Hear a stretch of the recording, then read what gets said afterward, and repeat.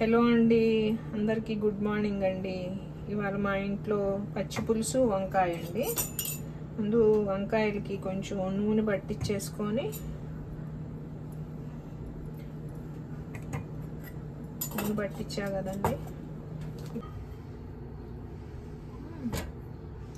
పొయ్యి మీద పెట్టి కాల్చుకోవాలండి.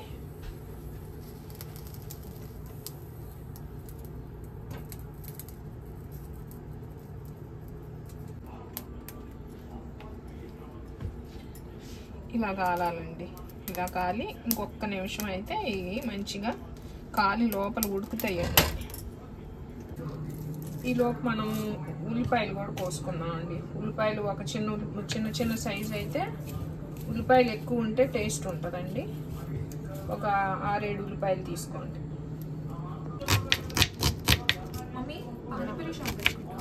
అవునమ్మా, ఎండుమిరపకాయలు కూడా వంకాయలాగా పొయ్యి మీద పెట్టి కాల్చుకోవాలండి.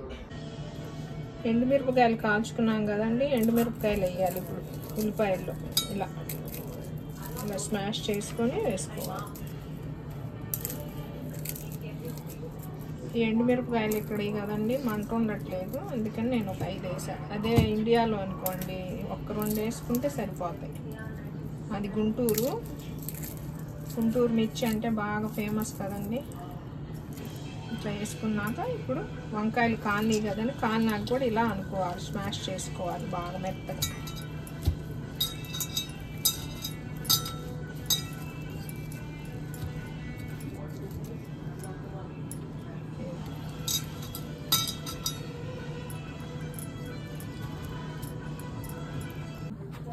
ఉప్పు వేసుకోవాలండి. తర్వాత చూసి వేసుకుందామండి.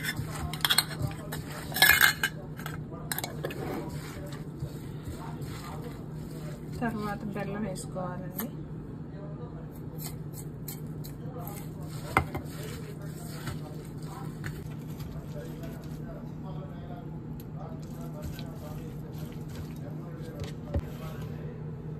కలుపుకోవాలండి.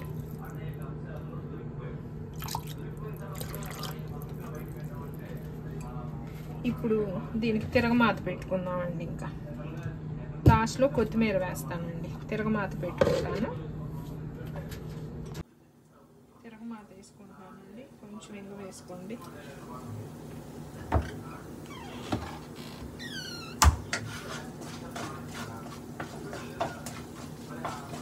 పచ్చి పులుసులో తిరగమాత వేసేసుకోండి.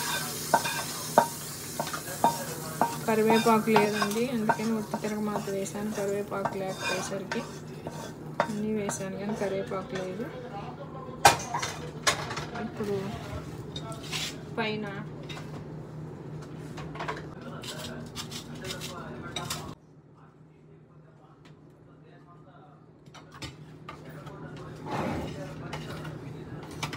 వంకాయ పచ్చి పులుసు రెడీ అయిపోయిందండి.